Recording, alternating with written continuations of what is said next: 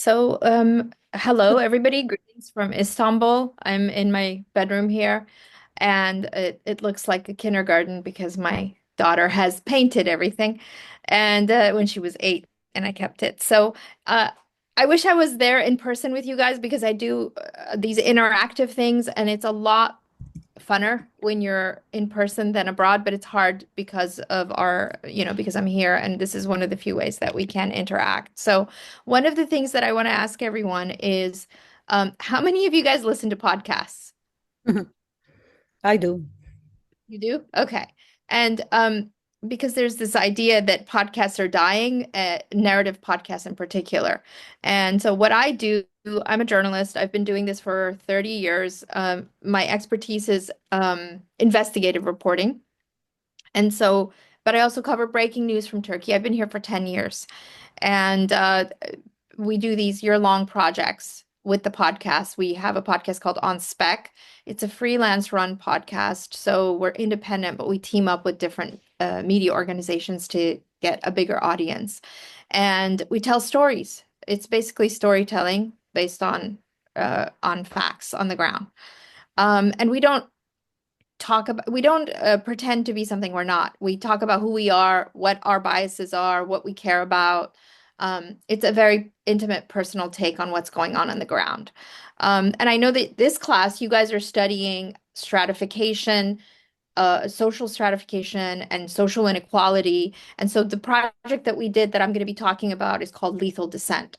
And so each season, on Spec Podcast has themes that we work on. So we've done a season on disinformation, we've done a season on borders, and we're global. We're based in Turkey, and so we always have a Turkey story.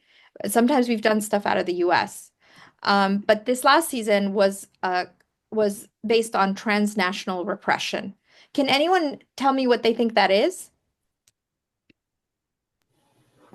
Sorry, I kind of just hopped in a minute late, but transnational repression, from what it sounds like, sounds pretty obvious. Like it's repression, right? Like across nations. Right.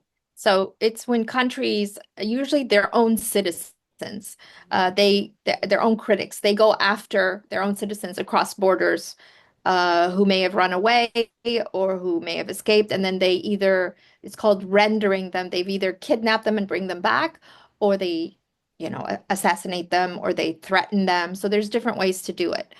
For example, I'll give you guys, Edward Snowden is a dissident from the US who lives in Russia, as far as I know, if he's still there. If the US went and grabbed him and brought him back, that would be the US committing transnational repression. Um, it's also, you could do it with other citizens, but usually it's referred to people, to countries doing it to its own citizens, right? And so we focused on Iran. And the reason that I think that relates to your class is because authoritarianism is sort of a product, an organic product of inequality, right? I'm sure you guys are studying that. And what happens in these authoritarian governments, and now we see more and more in the US with Trump in power, is that they don't like being criticized. And when that criticism turns into a movement, like the Women Life Freedom movement, for example, in Iran, then it's an actual threat to their existence.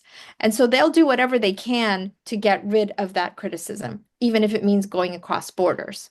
So that was sort of the theme of what we were working on. And we honed in on Iran because I was covering the Women Life Freedom movement here in 2022.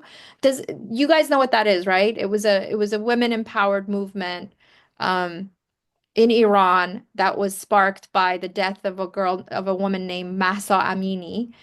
She was 22 years old. The government accused her of breaking the dress code, and then she was beaten to death in the custody of the Iranian government. And that sparked the movement that women were like, we don't want to have to be second-class citizens in our own country anymore.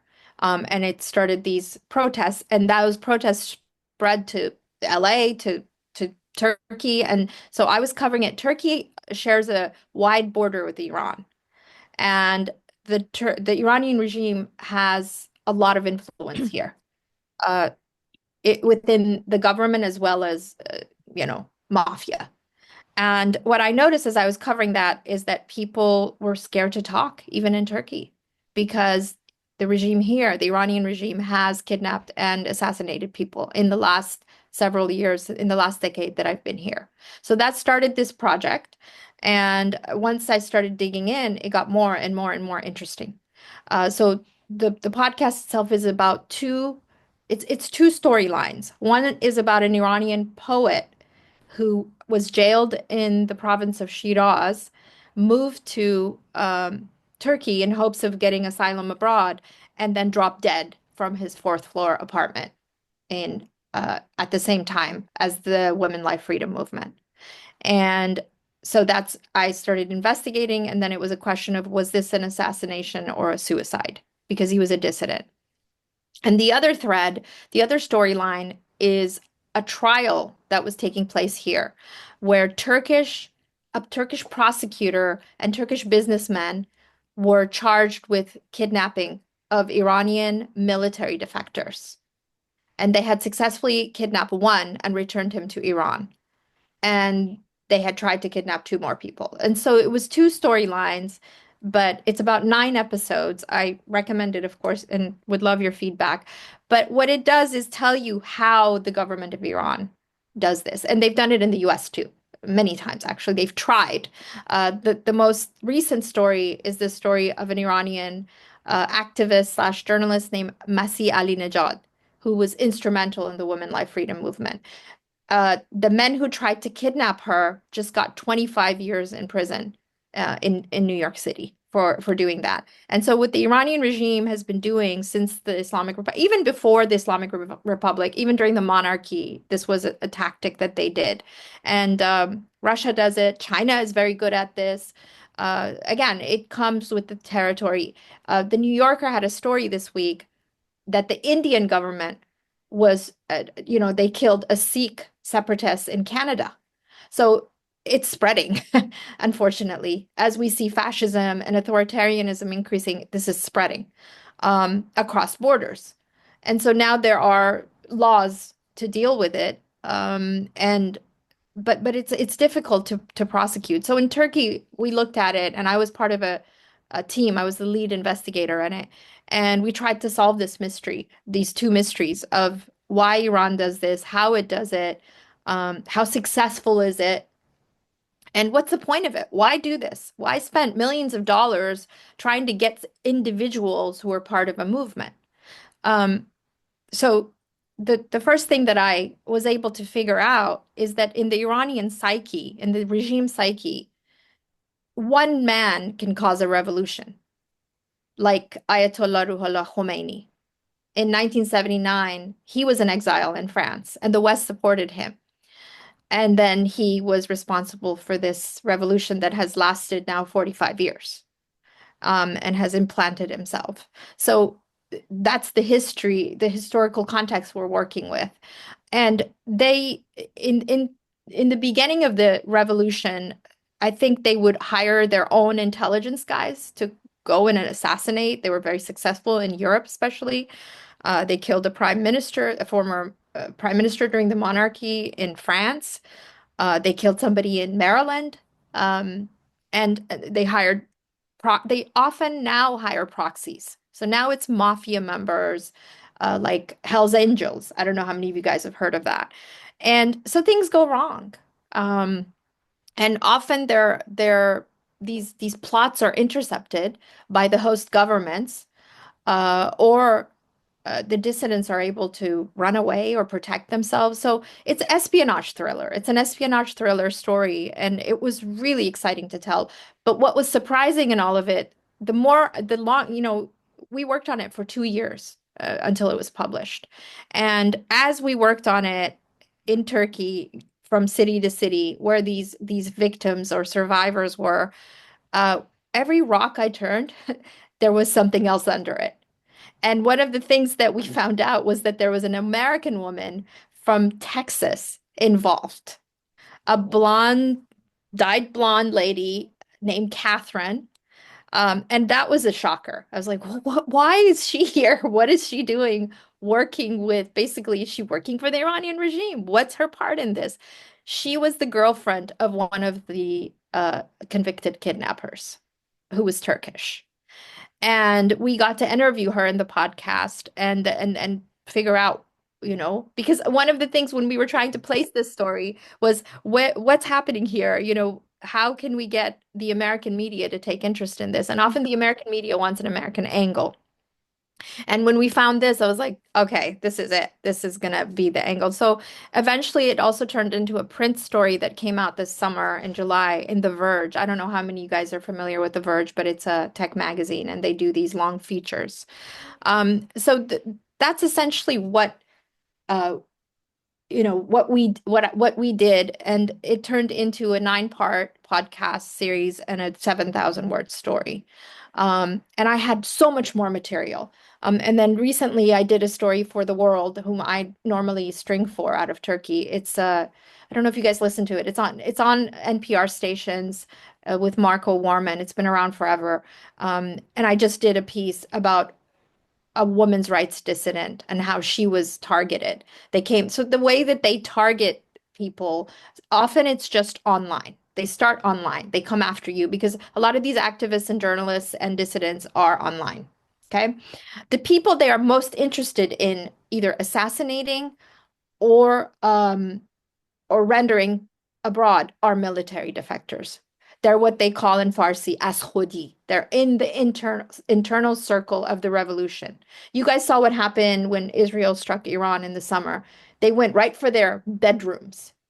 So it's not hard to find informants among Iranians because they're very unhappy with their government. They'll even become, they can be easily recruited by Israel, by the US.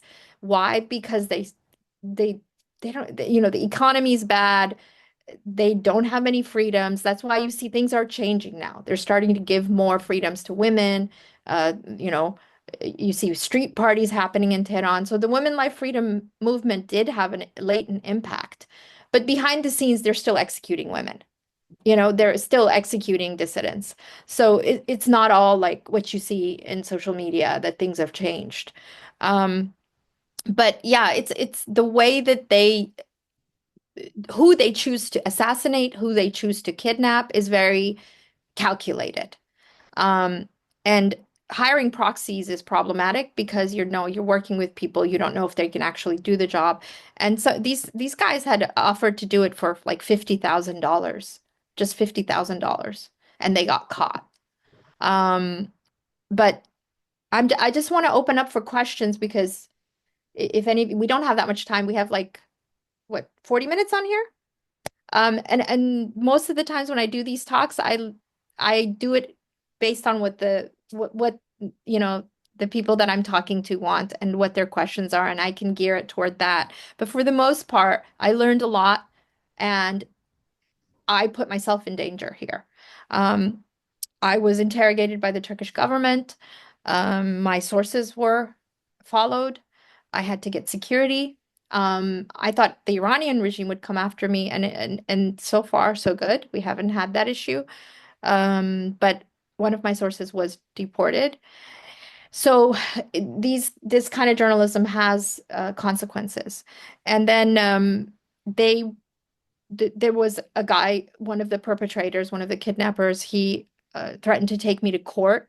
And in Turkey, they try to stop you from speaking out or doing journalism by taking you to court or accusing you of libel or disinformation to try to silence you. So even you're the journalist, you're coming in as sort of the third voice. You're like, okay, I'm neutral. I don't have any stake in this. I'm just doing it.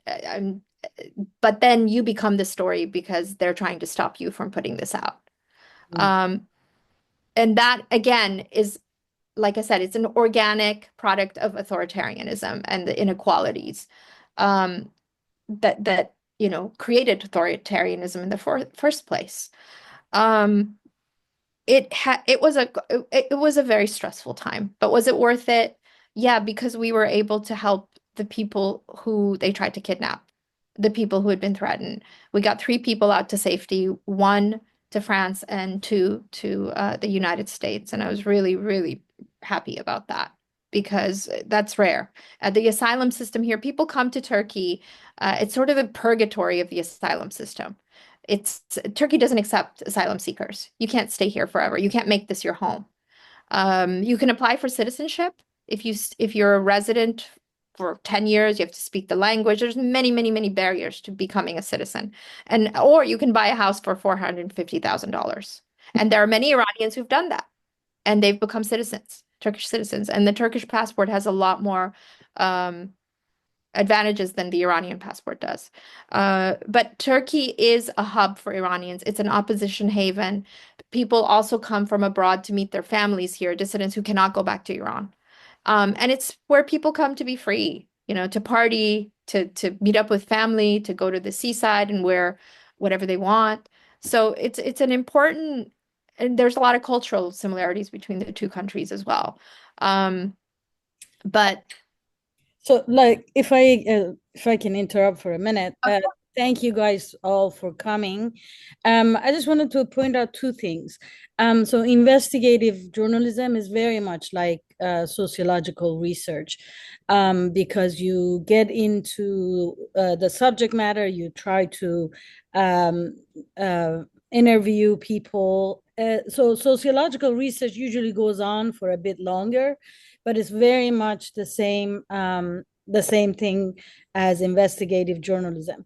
And then the second part is we're talking about global stratification in the class at the moment in the fourth module.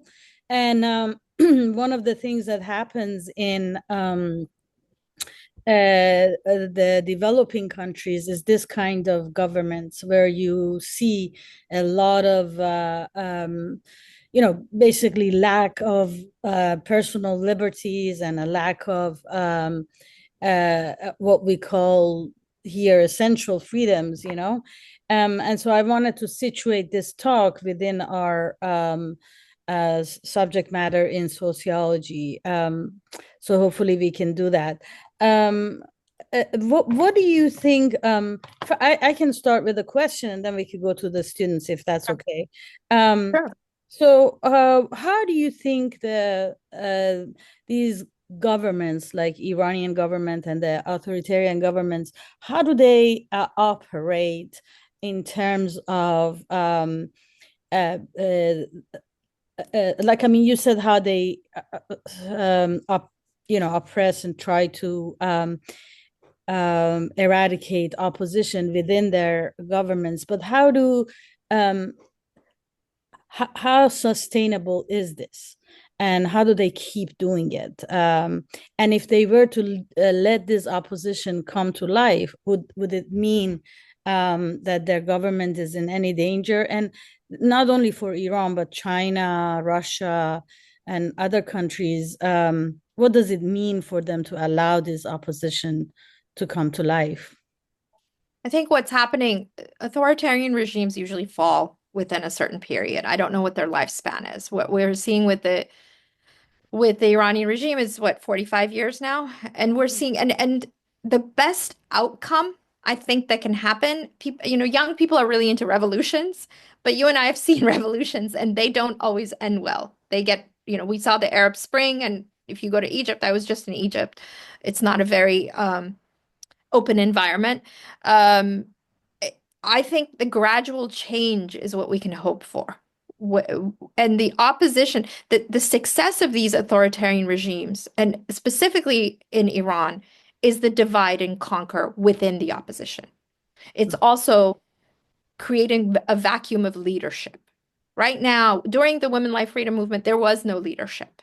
There was nobody, you know, actually, it was women, but there's not one particular woman. There were women in jail. One of them received the Nobel Peace Prize for that year, Narges Mohammadi. But there wasn't this organized leadership like a party. In Turkey, we have parties that are the opposition that was leading this effort. And that I think both led to, it was interesting to watch because it was like, okay, this is probably going to fail in some ways, but we're going to see this movement go, keep growing. Um, I think that created that this trust you create within the population is one of the most successful outcomes of authoritarianism. When I was getting to know Iranians on the ground in Turkey, and I'm Afghan originally, right? So it's not that different, but it's a very different history. Um, it's people don't trust each other here. One of the terms that was used was parastui dolat, which means a regime. You guys know the bird swallow? It's called swallow. It's a regime swallow. They kept saying that, are you a parastui dolat? Are you a regime swallow? And what that means is the regime hires pretty women or women to come and lure these. It's like a spy novel, you know? And Catherine was basically kind of like that in the way they were trying to use her to lure one of the dissidents to come with her so that they could grab him and push him across the border, basically. And so I was accused of that, and I would have to be like, no, go look at my Wikipedia page. No, look at my journalism. I had to constantly prove myself that I'm not working for the regime. So few people trust each other here. They would have to know you for years. Um, and then they force you to spy against each other. Yeah. So let's say you're going to the consulate here to renew your passport, the Iranian consulate. You go in there and they grab you and they're like, hey, um, the only way we're going to give you this passport is if when you leave, you're going to go spy against your so-and-so friend. We want to know what they're up to, who they're talking to, what they're doing on their social media, that we don't have access to. And if you don't, we're going to go after your family in Iran. That's another very successful tactic, is that the dissidents that have made it outside are often afraid of what's going to happen to their families. They have access to those families and they go after them. In the case of the people I was working with, that was the biggest worry. Um, these are some of the answers to the questions, but the resiliency of these authoritarian regimes has to do with these sort of tactics. I feel like I always think, okay, the Iranian regime is getting weaker and weaker and weaker and weaker. Um, so they're kind of recreating themselves now by letting people have these specific freedoms. And I think they've been pliant. It's interesting. China is a whole different ball game that I am not an expert on, so I can't speak to that. But I think China is another case in and of itself and a very different one. So, thank you. Does anyone else have questions that you'd like to ask? And we can send the link to your spec podcast later. I have a question for both Professor Heidachi and Miss Nawa. I wanted to ask, what would you guys say that the main driver of authoritarianism would be? Like, why would these people in government put so much work into silencing these people? I ask because, like, my dad's family's from Spain, and they lived through the Franco dictatorship. And like in Spain, a lot of people left Spain for South America, like Venezuela, Brazil, Argentina, Chile.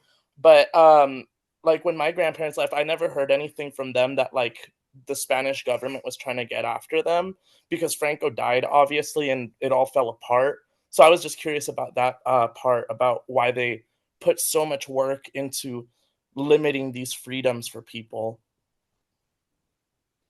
Fariba, do you want to go first? sure. I think obviously the first answer is power and control. We're seeing that in the US right now, right? The sort of divide and conquer, the push of disinformation, propaganda is a very big tool. It's within a certain political elite that will guide power. I think if we go back I'm curious in the cases of communism, right? Where there was somewhat of an economic equality, everybody is basically poor, but there's no political equality. In a democratic society, you have to have social, political, and economic equality.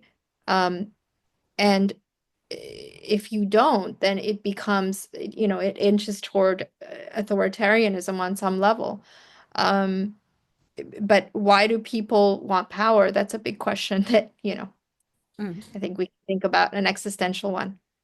Yeah, the authoritarian regimes usually, they come to life because of a revolt, or they come into power through um, undemocratic ways to begin with. And so to maintain that power, they have to rely on the systematic oppressions of anything that comes in opposition to them. And uh, a lot of time, like in China, for instance, they ask their own citizens to police in the internet and tell the government who is saying anything against the government. So they turn the citizens into enemies of each other. And that a lot of times authoritarian regimes cannot tolerate anything that's not hegemonic. So they want the hegemony of power. They want to make sure that everybody is under one rule. And there are no systems of checks and balances, the ones that we see in the West and in the US. And so that unfortunately allows all these repressions to occur. Anyone else? Thank you, Justo. Thank you. Could I ask one more question? Yeah. Go ahead. Go ahead.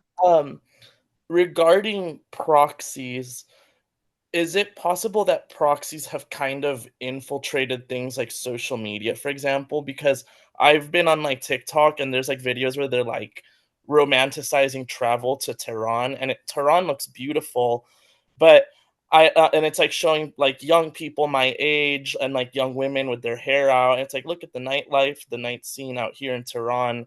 And then I'm like, at the same time, Tehran is still under an authoritarian government. Like I can't travel to Tehran and expect it to be like perfect.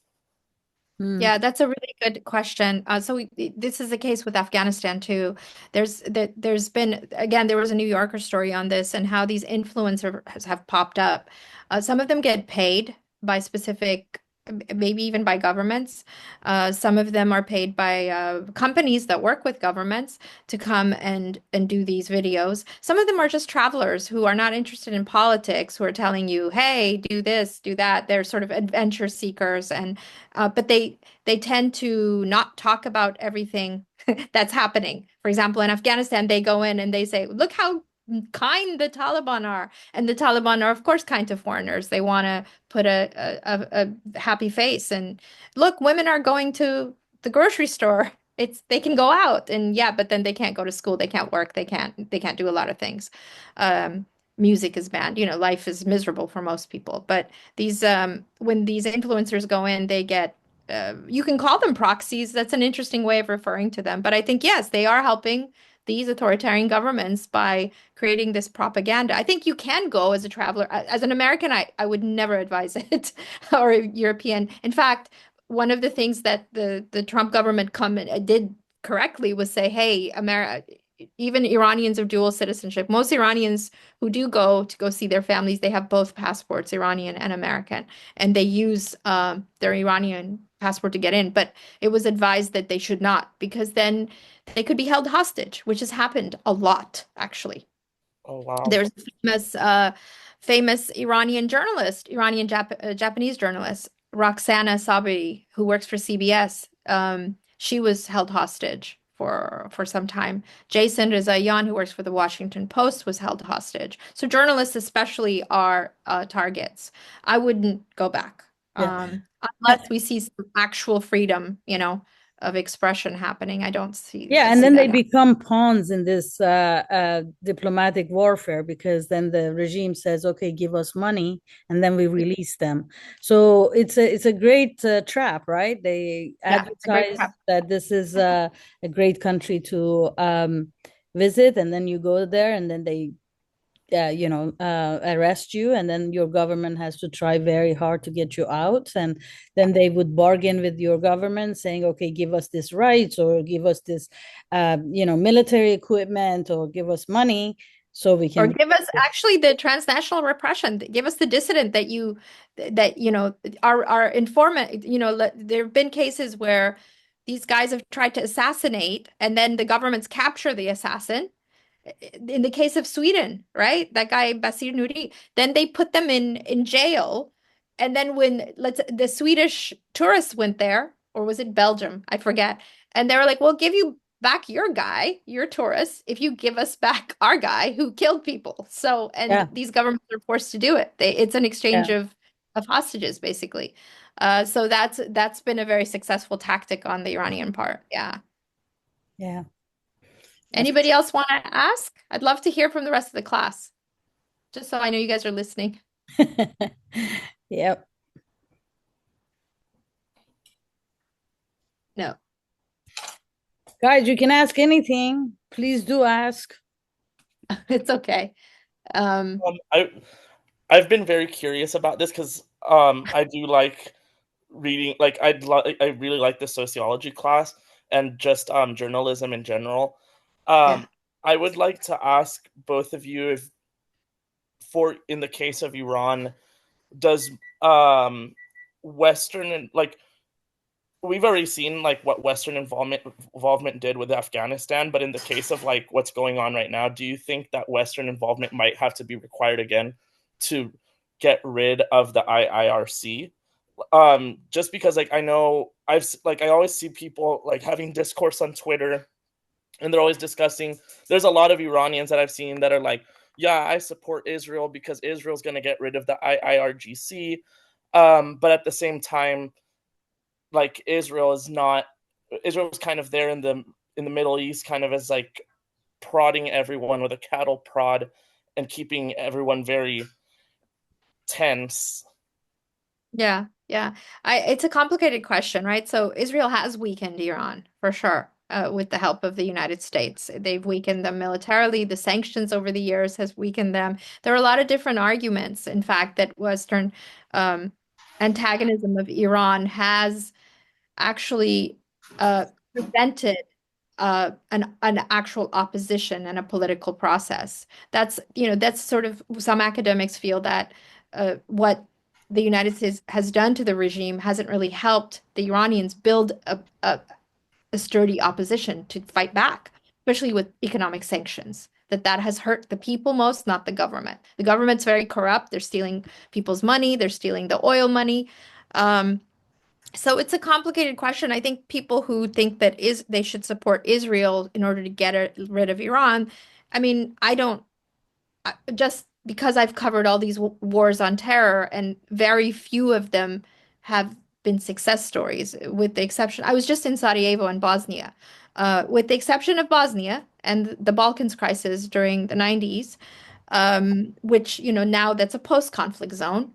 Every other war that the US in particular has meddled in has been a disaster, from Iraq to Afghanistan to Libya.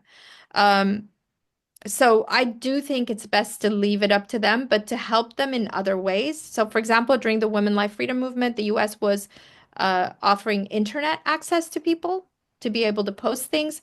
That kind of intervention, I think, is good, but military intervention is not. And even the Iranians that hate their government were like, no, this is not okay. We don't want to be bombed. Nobody wants somebody else bombing them because a lot of innocent people die in the process. Um, on the other side of it, a lot of people on the left in the US and in the West have been very pro-Iran because they support Palestine unequivocally, and they've armed the militias that have controlled the Palestinian territories, whether that's Hezbollah or Hamas, and they don't want to criticize Iran. So some of the criticism I got for this series was, well, why are you going after Iran? Why don't you go after the perpetrators of the genocide, which is Netanyahu and Israel? And I said, I understand your point of view, but I think we can go after uh, every leadership or government that is committing atrocities, not just Israel, right? We need to hold authoritarians accountable as journalists, not pick and choose which one. If Iran is abusing its own people and shooting women in the eye for protesting, we need to call them up on that and say, hey, that's not okay. Same with Israel, obviously killing innocent children in Gaza. So my job as a journalist is not to be like, okay, Iran is better than so and so, or this is better than. It's to hold everyone accountable that is doing bad, whether it's institutions or governments or individuals. And So with accountability, it would be saying like that if the West intervenes more, like within Iranian politics and freedom movements, it sort of also erodes a sense of autonomy over their own government, because you have that influence the same way that there is that kind of like that erosion of autonomy within the Palestinian community because of Iranian proxies also funding Hamas consequentially exactly. and Yeah. Hezbollah. Yeah. Yeah, and Khamenei, the leader of Iran, often uses that as a reason to dismiss any kind of real opposition, right? That it's come, even the Women Life Freedom Movement. He's like, this is, the West is stoking this. The West is stoking this. Um, and everybody was like, no, we are tired of this. People were coming and talking on their own. Uh, it's complicated. What I found was like in the West, a lot of the Iranian sort of left Iranian Americans, the Iranians on the ground are very frustrated with the academics and the journalists working in the US who don't live here and kind of excuse the regime without wanting to. They give them too much leeway. And so I found among the Iranian activists here is like, stop talking about reform. This regime is not going to reform. It needs to be gone, extinguished. Um, so that was another like the oppositions were fighting amongst each other on Twitter. You follow Twitter, so yeah. There is a question in the Oh, great. chat. How long have you been a journalist, and what interests you in working in journalism and knowing the risk of safety that you can come across? Okay, thanks for that. I've been a journalist for 30 years. I work, I was covering conflict in particular. So I started out in Egypt and then moved on to Afghanistan and Iran. Most of my life, my work has been abroad. So I'm a foreign reporter, and I enjoy being most of the people that I write for are English speaking audiences. So that is in Europe and US. Um, the risks. So when you choose to be a war reporter, which I did, you kind of go in knowing that, but we get trained. We do something called hostile environment training to understand how to deal with things like if you're kidnapped, what to do, if there's a bomb attack, what to do. We take something called calculated risks. So for example, for this story, I made sure I did always, when I called these perpetrators, the bad guys, I never used my own number, or I would do like it used to be, what was it, star 69 or something? In the US, Turkey has a similar thing so that you can keep your number private. My address, I was very careful not sharing that. I told most of the people that I would see in court, the criminals, that I don't live here. Or I didn't lie. I didn't say I didn't live here. I said, they'd say, "Oh, you're coming from America." I'd say, "Yes, I am coming from America," because that was true. So there are ways to protect yourself. Um, but at the end of the day, you are taking a risk and you're putting others at risk. So I always explain to people that right now I'm working on another investigation, which is going to really piss off the Turkish government once it's out. So I won't be here. This is my last story from Turkey. I'm moving back to the US for a lot of different reasons. But one is that it's the new front line. And I think I need to be, if I can go back to reporting in the US, this will be the time to do it. Um, but I'm here for now until this next investigation is finished. But that's our job. You can't be anybody's friend if you're an investigative journalist. Even, our job is to hold the powerful accountable, and I take that very seriously. Um, and I try to tell all sides of the story. The sort of the kidnapper in the story, Catherine's boyfriend, he's like, leave me alone. Why do you keep messaging me? And I said, because I want to know your side. I want to know why you did what you did. I see that you have a family. I see that you have issues. Was it the money? This is your chance to tell your side. So we do always, even with serial, I've sat face to face with a serial killer in Afghanistan who was called the Butcher of Kabul during the communist era in a prison cell. And I've asked him, why did you do it? Why did you kill so many people? So there's also an excitement to it. I love what I do. It's not for the money.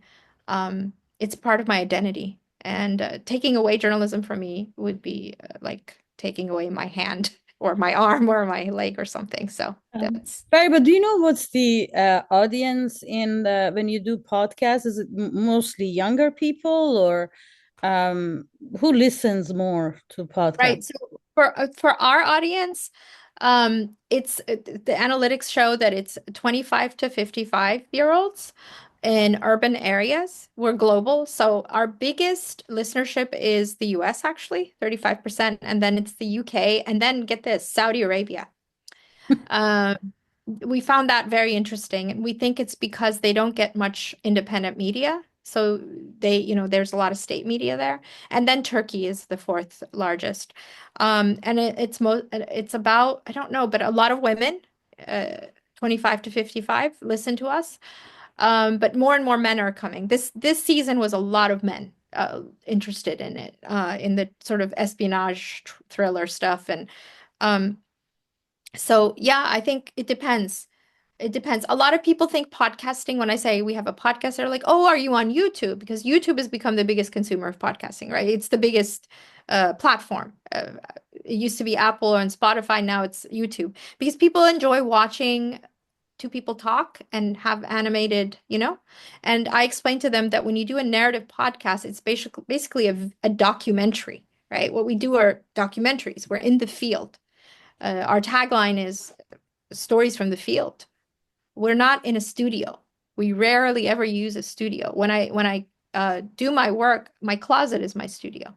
It sounds just as good as those studios you see, those professional studios. We know how to work that. And we work across countries and time zones. So with Lethal Descent, it was 10 people. I think we were in 4 different time zones. So we do Zoom a lot to do meetings and stuff. And then we hire people to do sound, narrative podcasting is very layered. You have a sound engineer, you have someone who scores music. Music's really important to our podcast. You have translators. We always have a lawyer working with us, legal consultant, because for this story I'm working on, we do a lot of court documents, and that requires lawyers. We have voice actors. So for Catherine, we hired a voice actor because when I spoke to her, I didn't get her permission to record. I didn't, I couldn't use the recording for that reason. So there's a lot of people involved, just like a film, a documentary film in audio, and it takes forever. When I hire people, and I've worked with people in the Democratic Republic of Congo, Hong Kong, and we hire emerging reporters who've done like 5-minute radio stories, and then we train them to do 5,000 word scripts, half-hour podcasts. It's a completely different ballgame. Mhm. And they So I hope you can send me some of these links, and I can forward it to people who are interested. yeah, if you guys are interested in the world of journalism and podcasting. Except right now it's losing, I think it's not so trendy anymore. People still listen to true crime, but sort of this investigative stuff, I don't know. I want to know why, because I love listening to investigative podcasts. I'm biased though. So, any other questions? Another question for both the professor and you, Miss Nawa.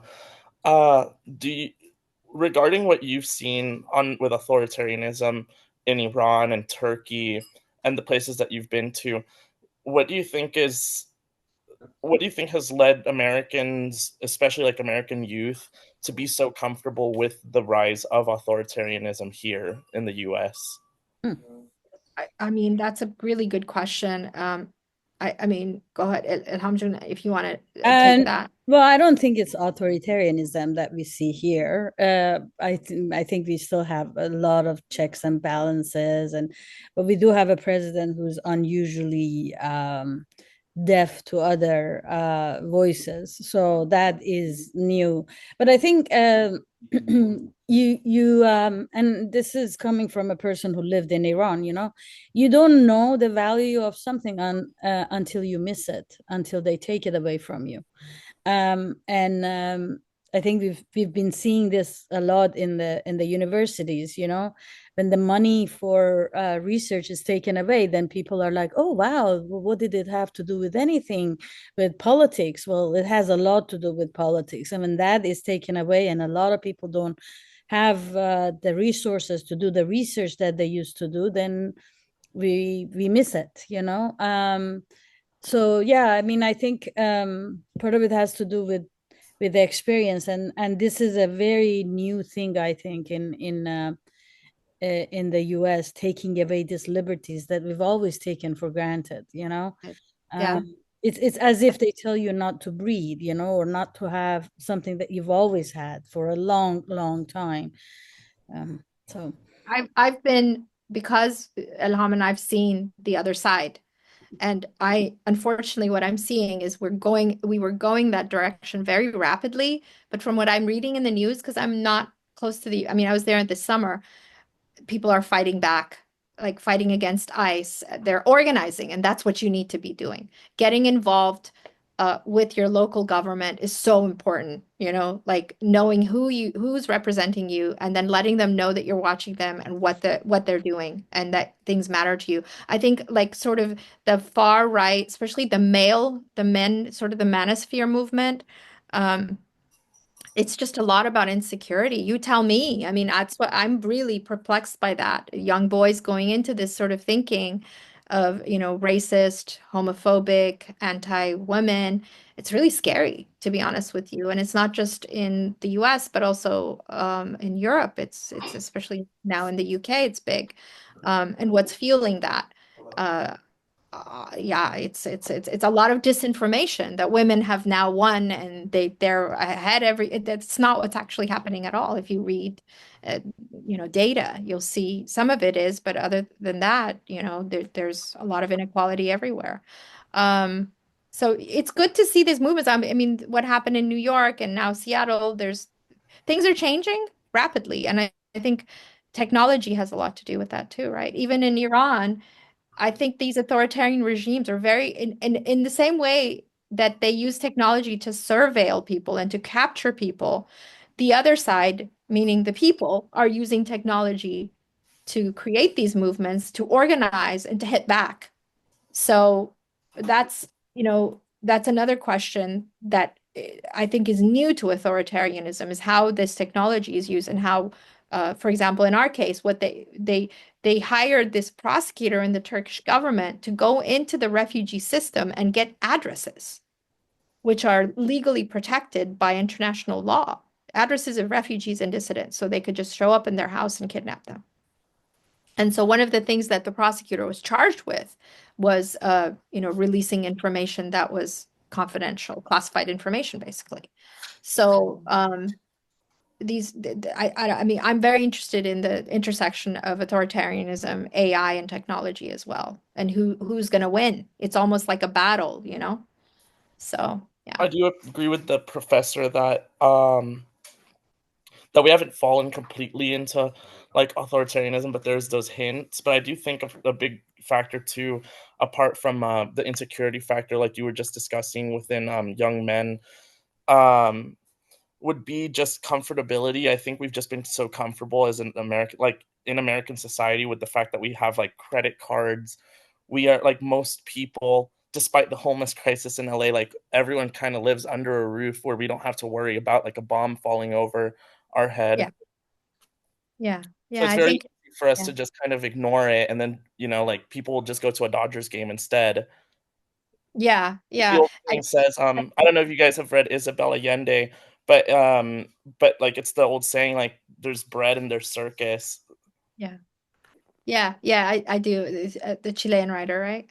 Mhm. Um, yeah, it's some I think as young people, the best thing you guys can do is stay involved, but also educate yourself from all sides, all sides. The best thing about being a journalist is that I have, you guys know Christiana Amanpour, right? She's also Iranian, British, and it was a big role model for me. She says she has an adage or a saying, don't be neutral, be truthful. Like that's the bottom line for us when we're in the field is like if, they're saying if it's somebody said it's not raining, somebody said it's raining. As a journalist, you look outside and see if it's raining or not, and then you report it. You don't just take what people said, right? That's happening a lot where people aren't looking and just sort of regurgitating. And I think as young people, you guys have access to so much information. It's amazing. We didn't. We were, I think, blissfully ignorant in some ways.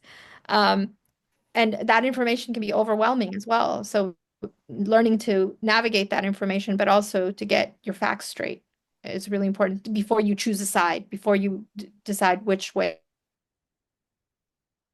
Mm. Uh-oh. Done in 40 minutes, right? Or it's not Yeah. 40 minutes. Yeah, we should end soon. So I just want to ask if there are any other questions. Yeah. Any other questions or comments? And then on my end, I don't know why it says that my internet is unstable. So I apologize. I hope I'm not being cut No, off. you're good. You're good. Yeah, no, we're hearing you. We're hearing you. Okay. So, yeah. Since I can see Yoel, do you have any questions? Is like if like these governments are like taking away information from people, is that if that keeps on happening, is the government just going to continue to go on, or like if in more or information is like allowed to the people like the citizens of the countries, will these governments end up like tanking and like ending? You mean like keeping real information from people and only giving them propaganda? Is that what you mean? Yeah, like giving them like for example, I've seen videos where people are like in China or something, like they're a lot of their buildings are like collapsing because like construction's really bad, but then like the people are believing like the government like covering that up and the Right. people are believing that like construction's amazing. Like Yeah. is that what's keeping the government like alive? Yeah, I mean, propaganda and disinformation is very effective.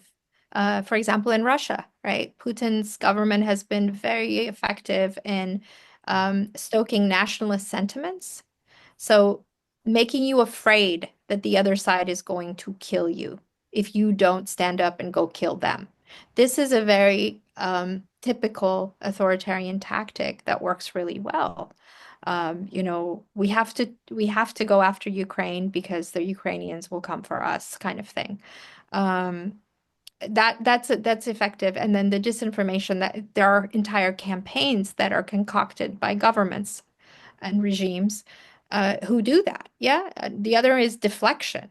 For example, the Epstein files saying, oh, okay, why are we even talking about this? Let's go talk about something else.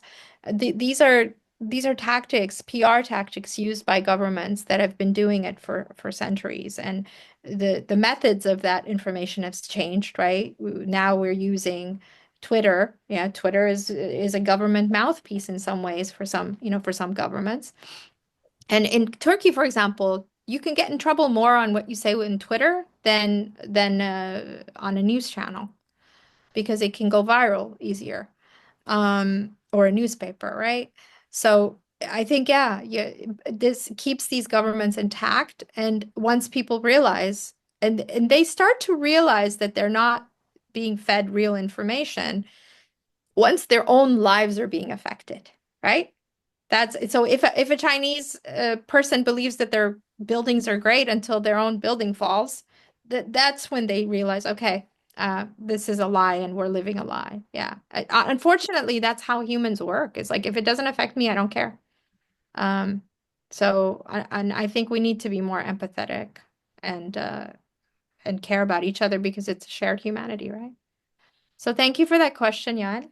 And if there's anything else I do, I am on social media, mostly Facebook. I'm a Facebooker, old school, but I do check my Instagram once in a while as well. You can also email me at faribanawa@yahoo.com if you guys have any other questions. I'm quite busy, but I try to get back to people when I have the time. Thank you so much for your time. I appreciate it. Of course, of course. I'm going to wait one more minute for anyone else who might want to Have ask any me. of you been to Istanbul? Has anyone been to Turkey? It is a safe place. You can come. It's a beautiful city. It's a magical city. No one's going to kidnap you here. It is my favorite city actually in the world, and I've lived in a lot of different cities. So, yes, it's close to Iran and Iraq and Syria, but it's far enough away that people have a blast here. Everybody's free to wear what they want, say what they want, do what they want. Okay, maybe not say what you want if you're Turkish. So if you're a foreigner, they pretty much leave you alone. But if you're Turkish, that's another story. Or Kurdish for that matter. Those are the people who are in real trouble. Mm. Um, so I have yeah, a question sure. about in Istanbul because I hear there's some honor murder, like the females they have to marry with someone. If they don't, the brother or the father will kill them. So does it still happen there? Not very much in Istanbul. Istanbul is a very westernized city. If you guys come here, you will see how advanced it is. I mean, our trains are on time. Our buses, it's a city of 18 million that functions very well, actually. It's clean, cleaner than New York and San Francisco right now, I tell you. The honor killings that you talk about, they do happen, but they're very rare, and they do happen in the villages, I think, mostly. Femicides, meaning killing women, their husbands or their sons or whatever, that is increased. And part of the reason it's increased is because more women are reporting it, more families are reporting it. So it's not that it's happening more, it's that we're hearing more about it. And the feminist movement in Turkey is one of the most intersectional I have ever seen. It is one of the strongest movements where people from different divides work together to stand up to the government. The government here is trying to take away rights from women. So, for example, sex work is legal here for Turkish women. Um, Abortion is legal here. It's a very progressive country in a lot of ways because it has a secular constitution. It's not tied to any one religion. They have Jews, there are Turkish Jews, Turkish Christians, Turkish Alevis, a lot of minorities. The majority is Sunni Muslim, and then the biggest divide between the population here is secular religious, right? So the government in charge right now tends to have a religious outlook, but they're very moderate. They're not like so-called fundamentalist or jihadist. In fact, they're very against that. I So yeah, yeah, I see. Thank you. And I have another question. I lived in Germany and I lived with I had some friends, they are Turkish, German Turkish. So, um, they are Muslim yeah. and I feel they are not so modern. Like they don't want you take picture of them. They still wear I don't know how to call that. Headscarf. Yeah, yeah. Sorry. The headscarf. Yeah. Yeah, the headscarf. So I've heard in Germany, I've heard um at home it's still the men they decide for everything. I feel like she doesn't want to be take picture maybe because her husband doesn't like that. Yeah. Also, people when we were in the class, the language class, and people just go out and they pray. Like that, I was quite surprised. I Yeah, don't know. so just to give you some history about the German Turks, after World War II, there Mhm. was a lot of people had died, and Germany needed laborers, they needed workers. So they Yes. invited Turks to come and work there. And the people who left Turkey tended to be from the villages.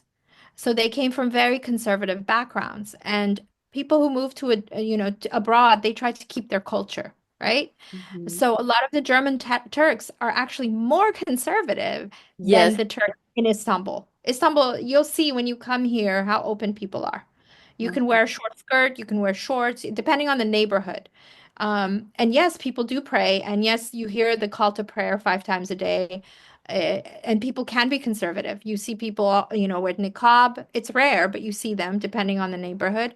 But you also see people, you know, wearing swimsuits in the summer and walking around. So it is a different, yeah, different depending on, it's very neighborhood oriented here, like New York or LA. I wanted to ask regarding that. Actually, if we have time, does We have about like maybe 5 more minutes. Okay. Uh, Before he asks, is there anyone else who has a question? Just because I want to give everyone an opportunity now that people are finding their comfort zone. No one else? Okay. would you say that in Istanbul, or would you say that feminism intersects with like LGBT rights movements over there in Turkey? Because I know Yes. that in Lebanon too, in Beirut, it's also pretty like open, like Istanbul, only because they have that Christian side to Beirut, though. So I was just curious about how it I mean, the intersects. Christians are anti-LGBT too. Just look at the US, Yeah, right? I think the queer movement right now is under attack like it's never been globally. In Istanbul, it was a big hot button issue for Erdogan, for their leader. He was like, if you don't vote for me, the LGBTs are going to take over this country. You know, that fear mongering again. And a lot of the conservatives were like, oh, no, no, we don't want our kids turning trans. And um, so yes, the initially the and I think it still is March 8th, 10,000 women used to go march, but they've clamped down. I was there with the tear gas. I'm very used to tear gas. I'm very used to rubber pellets. We go when we go to these protests, we have to be prepared for those things. Um, it's it's a part of activist or journalist life here. Most protests are banned. The only ones that seem to be okay are the pro-Palestinian ones. Feminist protests are not welcome. They might allow, it used to be 10,000, now maybe you see 2,000 because they don't want the women coming together. And the queer movement was part of the feminist movement. And now I think it's kind of because the queer issue is so here, it's so controversial that I feel like some of the feminists are stepping back. And a lot of the queer folks have gone underground. But this was a place when Erdogan first came to power. Erdogan's, if you guys want to study a leader who changed, who was a populist and was making friends with everyone, really, really did a lot for his country. He did a lot, right? He's a complicated figure. He's not a simple authoritarian. He's not a guy who's like, okay, I want everything for myself. He became that, but it was over a period of time. And in the meantime, he did a lot. Turkey, since his time, has universal health care, roads, I mean, infrastructure, like almost as better than Europe right now. Um, and then made friends with all the former enemies, being the Kurds, the Armenians, the various groups. And then it all went to ruin after sort of Gezi Park protests, which was during the Arab Spring. And then the Syrian war. I think the Syrian war really made a big difference here in how freedom of expression and protest and everything was treated. So it's complicated. I would look into Erdogan's leadership, um, and how that kind of how he became a dictator. The making of Erdogan as leader and then the making of him as a dictator interests me. And so, yes, the queer movement here is no longer really being fought for, or if there was a pride parade every year until 2014 or 15 when he came after them. He was like, no more. Yeah, unfortunately. So I think that's it. The only person I haven't heard from, I see a Natalie. And if anybody else, if Natalie has a question or let's see, there's two Yael. There's two Yaels.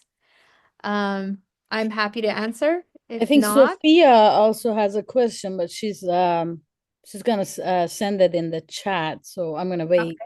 okay, okay, Um, okay. sure. Meanwhile, anyone else? Because we really do have to close it because I don't want it to be cut up on us. Yeah, yeah, yeah. So, But I remember I had it for an hour and a couple minutes. So, um, yeah, okay. If they let, because Zoom used to be a 40-minute thing and then it cut off. So maybe you have access to one yeah, that no, that I has. got it from the SMC portal so that it would be a little longer, but it's not much Oh, okay. longer. Okay. Okay. So, Sophia, you've got your question. I'm looking at the chat. I only see the one about the journalist. Um, I guess not, huh? Yeah, okay. So Sophia, if you don't Oh, there she did. Okay. okay, yeah. Why do you think so many children of the Iranian Revolution have become some of the most critical critics of the even at a great personal risk? That's a great question. Um, yeah, that's a really good question. I would say the answer to that is that it's multifaceted, but one of the reasons is that the Iranian Revolution was supported, and a lot of people from different parties, including the Communist Party at that time and the leftists, had supported it. Women had supported it, thinking that they were going to get an anti-imperialist, organic uh, movement that was going to include them, that wasn't going to oppress them. And over time, the first people to be oppressed were the women, right? So over time, they made a lot of enemies because of that. And that's why you have so many people within the organization, very high up, who are defecting. For example, if you listen to the podcast that I did, the guy who defected, he's one of the main characters. His name is Mohammad Rezai. He was a Navy captain. He was doing great. His career was going well. Um, he had no reason to run away and live this, you know, life in limbo.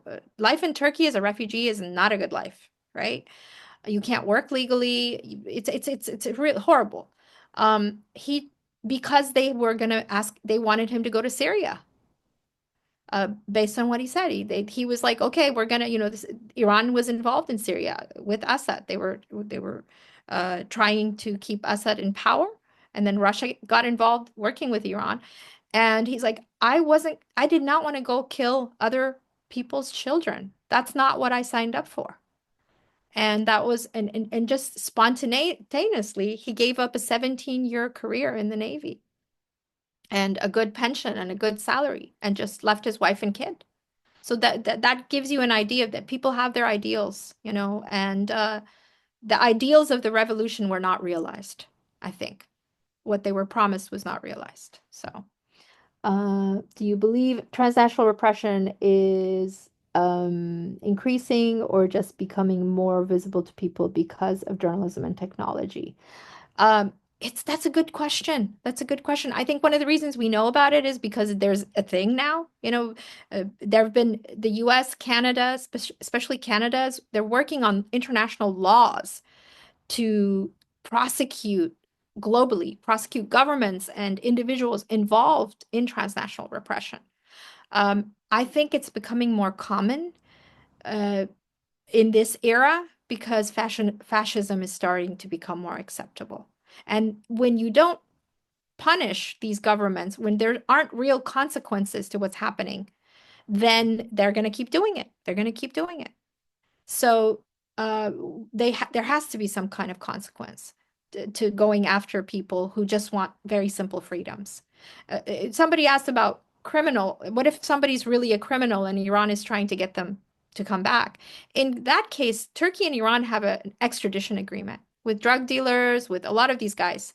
They give them back. Turkey will turn people over. Even with spying, if they have evidence that Iranians are spying for Turkey, which has in the past happened, and Turkey has evidence, they will give that person over to Iran. They don't want Israel and Iran playing their spy games here because it causes problems for the country, right? So I don't know statistically if it has increased, but we see more and more examples of it. And thank you guys. All right. Everybody asks really good questions. You guys are a good bunch. Thank you for having me, Elhamjan.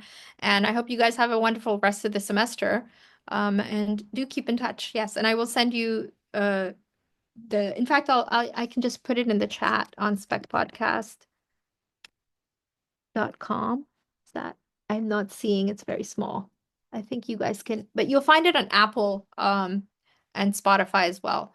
And then that's our website. So have a listen, give us feedback, give us ideas for stories you want us to do. Right now, we're working on a story we're looking for funding. If any of you guys want to get involved as interns, we work with interns. We don't pay because we can't afford. We're a small shop. Right now we're about to start a fundraising campaign from December 5th to January 5th for our next, and I'll give you guys a little secret. Nobody knows this. We're working on a sexual abuse story. We're calling it Sex for Residency, and it's about government agents in this country who are giving legal documents to women, vulnerable migrant women, in exchange for sexual favors. And in order to do this story, I need money because I have to hire lawyers, I have to hire a lot of different people. Yeah, I So saw that story. It was disturbing. Yeah. you did see, where did you see it? Uh, I thought I saw it on Instagram. Somebody was saying how this guy had been accused of sexual abuse, and he runs like a charity kind of a thing. So Yeah, that was one guy who doesn't work for the government. I have much worse than that. So in order to expose it, it would run, like I said, after I leave, which is in June. So, and I'm looking for students to work with us, especially those interested in journalism and adept at social media. okay. So yeah, thank you guys, Thank you and very much for attending, guys. And thank you, Fariba, for your time. Have a great rest of your day. Bye. thank Thank you, Miss all right, Nawa. bye bye. Take care, guys. Have a good. All right.